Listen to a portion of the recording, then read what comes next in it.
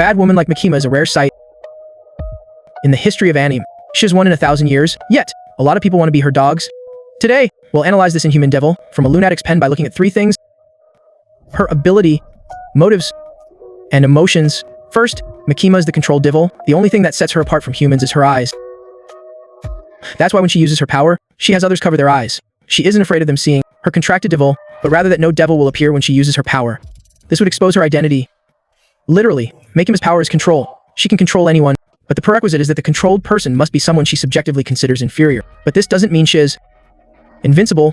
When a person has a strong will and self-awareness, her power won't work. Like on the Darkness Devil and Gun Devil, once she controls someone, she can not only make them do anything, but also use their devil's abilities. This makes her power's potential very high. For example, her long-range killing is likely forcing a death row inmate to make a contract with a country's devil to swap lives. He also made a deal with the government that transfers any damage he takes to a random person, making him virtually immortal. The only way to kill him is to nuke all of Japan. Makima's ultimate goal is to awaken the real Chainsaw Devil, so he can eat. In Chapter 84, Makima told Kishibe that she wanted to use the Chainsaw Devil's power to erase things that bring misery to humanity, including war,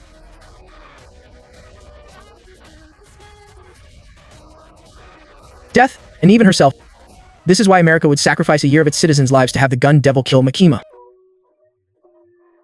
before the Chainsaw Devil does. For these countries, losing their control means losing. However, she has always longed for someone to treat her like family, which is why she resorts to such twisted methods. As for why she doesn't just control the Chainsaw Devil and devour herself, one reason is that she admires him, making her control ineffective. The other reason involves Makima's feelings. Makima has a complex attitude towards the Chainsaw Devil, with both an intent to control him and a certain level of sympathy and understanding. When they first met, the Chainsaw Devil's first words to her were, "Because the Chainsaw Devil can hurt people, no one wants to hug it." By the same logic, no one wants to hug the controlled devil. Pochita and Makima are the same. As the source of human fears, their deepest desire is for others to accept them. She had never heard such a gentle request.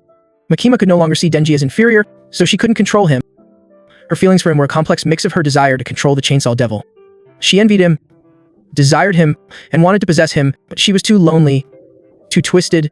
All she knew how to do was use control to mimic happiness. She tricked Denji and destroyed the whole public safety division. She almost drove everyone crazy, but she's also truly heartbreaking. How bad can someone who wants happiness for all of humanity be? But as control itself, she was fated to never be loved.